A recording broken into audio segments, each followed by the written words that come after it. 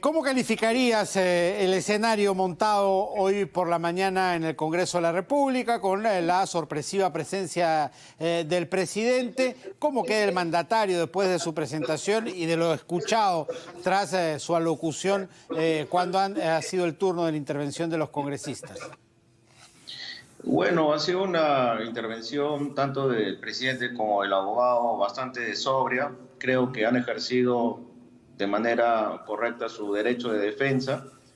Creo de que sí, faltó quizás un poco precisar o desvirtuar mejor los cargos que se están imputando y quizás por el lado del abogado mucho fue la descripción legal cuando este es un juicio político, ¿no? Y lo que se está tratando de demostrar es la indignidad del cargo del presidente, ¿no?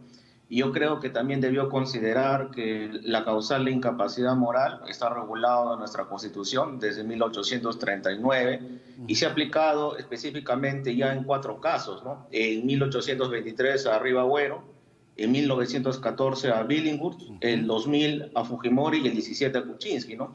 Sin embargo, esta es una situación en nuestra actual Constitución que está regulada en el artículo 113, que es de tipo abierto, ¿no?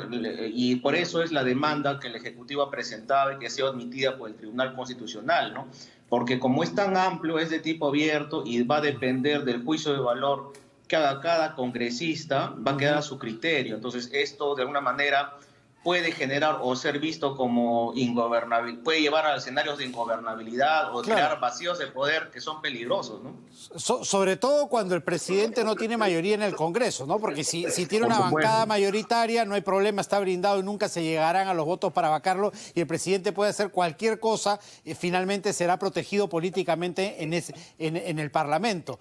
Pero estando tan indefenso, ahí sí el problema se hace grande porque se lleva a un escenario de total fragilidad, ¿no?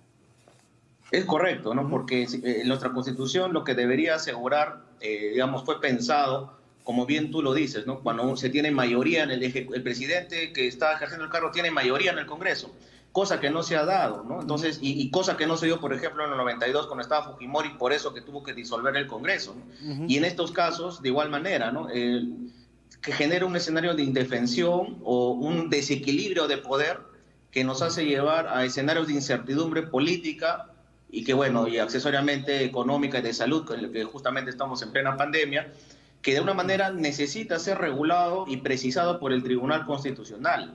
Entonces, mientras que no hay esa precisión, yo creo de que se ha generado un poco de duda, ¿no? O sea, porque al fin y al cabo, la defensa, si bien es cierto el presidente ni el abogado han demostrado o han desvirtuado categóricamente la inmoralidad, pero sí han generado duda, lo cual de alguna manera el juicio de valor que va a meter el congresista no le genera satisfacción total para declarar la vacancia. Es por eso que yo creo que no va a llegar a los 87 votos, porque no queda totalmente acreditado que esa causal sea aplicable en este caso, ¿no?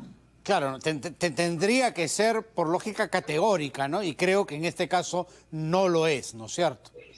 Es correcto, ¿no? Si uno se pone a ponderar, digamos, la inmoralidad, bueno, viene a un caso más reciente, en el caso de Kuczynski, digamos, claro, actos muy grandes de corrupción. Sumando además la palabra permanente, ¿no? Que es, o sea, es un inmoral irrecuperable, que ha cometido una falta tan grave que no hay vuelta atrás, ¿no?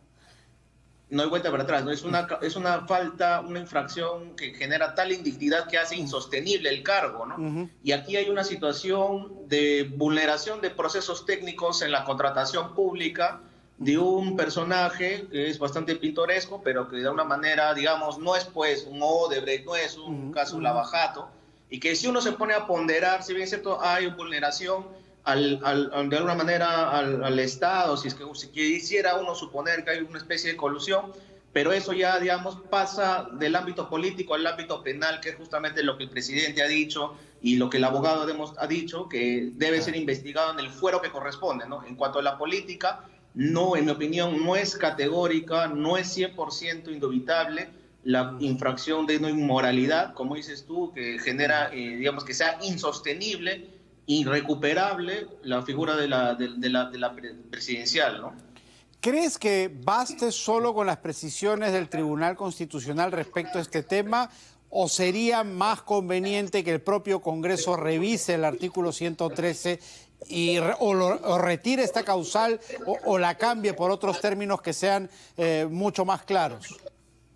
Se requieren ambas cosas, porque el Tribunal Constitucional se va a pronunciar respecto a las limitaciones o la precisión de esta causal que está regulado en el artículo 89A del reglamento y que va a proponer seguramente la modificación de este reglamento con una resolución legislativa en cuanto a las causales de interpretación y segundo, la cantidad de votos, de 87 a 104 votos, que a su vez requiere y debe seguramente proponer una reforma constitucional y eso lamentablemente, mire, estamos viendo, Juan Carlos, desde hace mucho tiempo que nosotros salimos al aire, muchos vacíos y problemas que tiene esta Constitución, que hay imprecisiones que generan inestabilidad y que hemos vivido en permanente crisis política, porque este no es el primer caso, acuérdate de la disolución, acuérdate del caso de Kuczynski, y si vamos retrocediendo, claro, la reforma política, la reforma de justicia, entre otras situaciones, que han generado un grado de ingobernabilidad que hace insostenible incluso la misma permanencia de la Constitución y que requeriría, al menos en este articulado,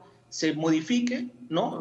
Bueno, de repente ya no alcanza para esta, pero sí seguramente para el siguiente Congreso, y que de una vez se delimite conjuntamente una interpretación sistemática con lo que el Tribunal Constitucional precisará, ¿no? Mientras tanto, acá hay una incertidumbre jurídica y política bastante grande, que vuelvo a reiterar, no genera satisfacción en que, digamos, se alcancen los 87 votos, fuera también de que ha habido, digamos, respaldo de muchos líderes, alcaldes, gobernadores regionales, por el bien de nuestro país y por darle atención prioritaria a la pandemia, ¿no?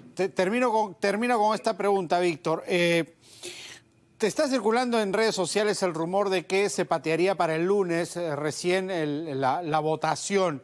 Y esto, al parecer, en ojo de algunos analistas, tendría que ver con una necesidad de reunión y reflexión de los líderes de los partidos con sus bancadas para intentar ajustar algunos conceptos de votación, porque parece que en varias de las bancadas, por lo menos grandes, hay opiniones en contra en si votar a favor o en contra de finalmente de la vacancia. ¿Crees que está asegurado el no?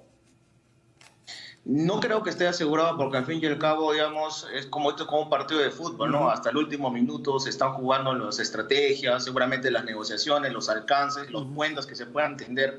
Pero aquí lo que tiene que primar es la cordura y segundo, tiene que primar el interés público y la atención necesaria, digamos, a la pandemia y sobre todo de que tiene que poner por encima los intereses ciudadanos, ¿no? Porque cuanto antes salgamos nosotros como país de esta situación que genera mucha insatisfacción, incertidumbre y quizás hasta amargura a muchos ciudadanos, lo único que genera es, digamos, inestabilidad y lo que se requiere ahorita es tener pues la cabeza fría para atender un problema que cada día le cuesta muchos puestos de trabajo y muchos muertos y enfermos a nuestro país y que salgamos de esta discusión política y vamos a lo importante, ¿no? Que es lo que realmente, digamos, en mi opinión no debería postergarse, pero si se llega a hacer, cuanto antes salgamos de esta situación, será lo mejor, ¿no?